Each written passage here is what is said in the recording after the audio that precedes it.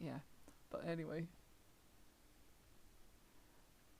Uh, what do I do next? That's what I do a lot with this image. What do I do next? Right. Okay, let's pick a thing. Let's pick... How about this little section here? There's these two people. Have I got those two people in? Those two people are these two people up here. So I do have them in. I have this doorway in. There's a lot of vertical lines and this shape. Do I have those shapes? I might have those shapes somewhere. Let's see. Have I previously made part of this that's similar?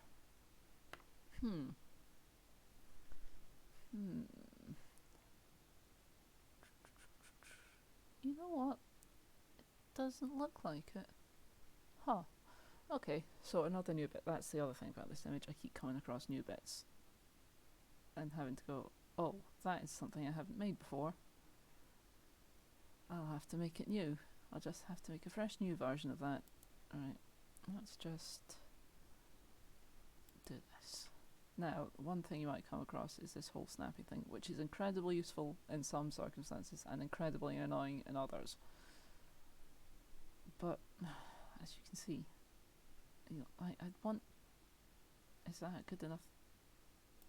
I think I want to go there. There. That is far too wide, but we can fix it. Actually, what I'll do first is I will change the line colour of this. Now that... Okay. Well, back up. I have another thing to explain. Right, over here. See, there's fill paint and there's stroke paint and there's stroke style.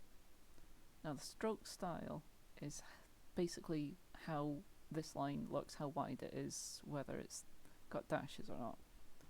So that seems a bit too wide to me. So I'm going to... Ooh, is that too thin? Maybe? I will leave it at that. That's fine.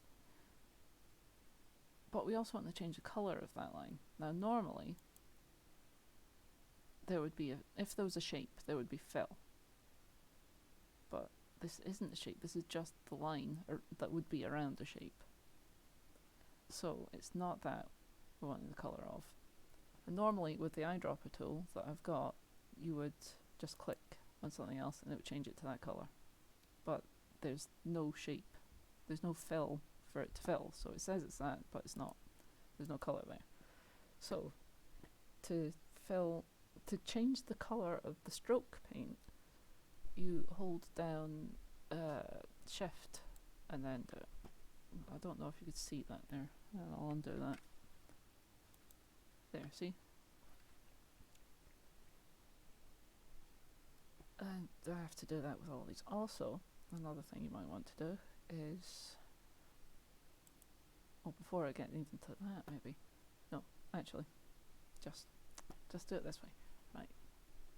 Now that has certain behaviours because it's the line, it's the stroke, which means that if I combine it like with something else, maybe if I do it with this, don't know if I'll do it, but I'll try. If I were to try and change that by making them one shape, basically, that can have consequences, which it didn't do then, which I thought it would, but it didn't. So ignore that. I'm going to undo that. But it can do some weird things, particularly if your stroke is a curve, because it'll try and fill in the bit, which obviously is not ideal. But right, let's see. How wide is this? Is that supposed to be the same width? No, that's really thin, that one. So I will just do it this way. I will, to solve that problem that I tried to show you and couldn't, I will change the stroke to a path, which basically makes it its own shape. Like, this will not have any stroke paint anymore because it's not the stroke that's filled in. it's turned it into its own shape, so that's the fill colour now. And hopefully that made sense. I'm not sure if it did, but hopefully it did. Now the opacity on this is interesting because it's supposed to be 75%, but for some reason it isn't. And that's also supposed to be 75%, which is another thing. See, it says there, but it doesn't look like it is to me. Hang on, I've got a way of finding out that. Let's put this to the bottom. Oh no, you can see that through it. Yes, it is. It's fine. Okay. Well, I tested that. That's fine. Right. So what I could do with this one is, because I've made that line already, hang on, let's make it a little bit thinner. Not as thin as that one, but yeah, we'll leave it at that. That's probably okay. Let's just duplicate like that, like I did before. Actually, I could even just, let's change the colour of these first.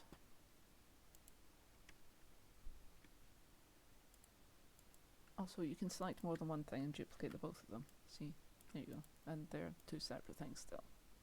Yes.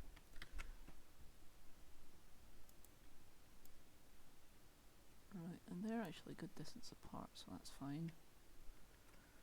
Let's do that again. Oh goodness, wrong button. That there, and then one more at the end, and it should be good. And oh, I know I did. I pressed the wrong button again. Did I? I did. That's what I did. Put them both back. I've undone what I did. That's the problem there. Okay, so there we go. And this is actually kind of weird because that makes me notice how different these sizes are. Like the width, the distance between that line and that line is a lot different from the distance between that line and that line, which you wouldn't think it would be. Just slightly annoying, which is another thing about working with this image, because you're constantly having to sort of nudge things to try and make them look slightly better. It's so frustrating. It's so frustrating. Anyway, so that's been turned to its own shape, the really thin line. However, these are still strokes. So all of these I can change into their own shapes by clicking on path and then clicking stroke to path.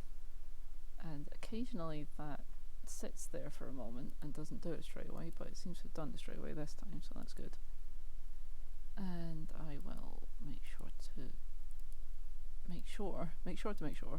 that all of these are at 75%, which I might change later, but at the moment that's what I'm sticking with, which is another rule I've made for myself,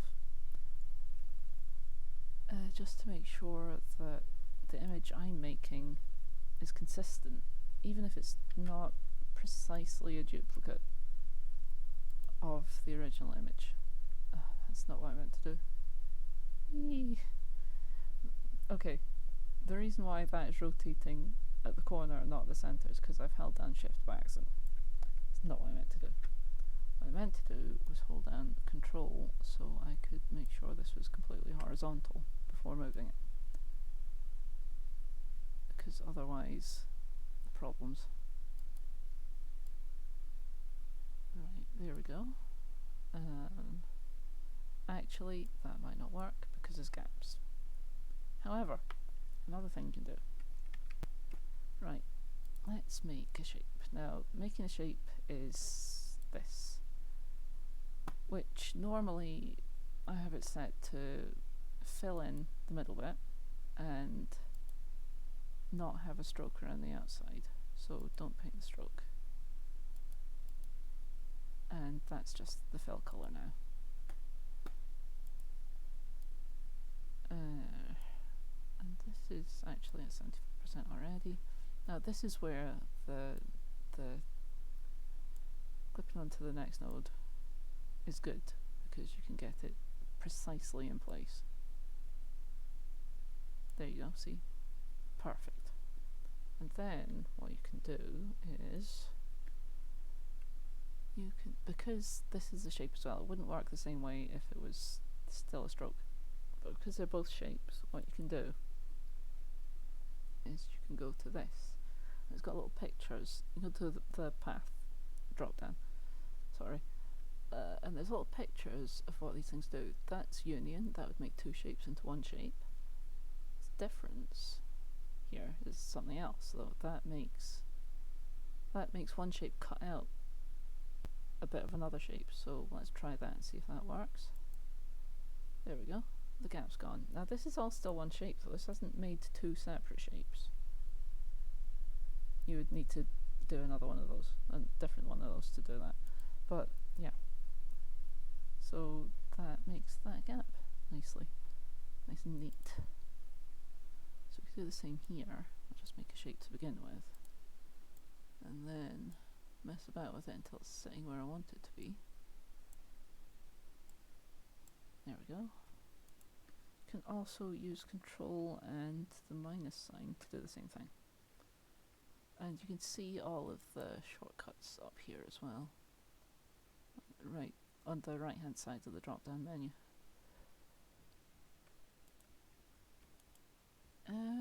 So could keep doing that.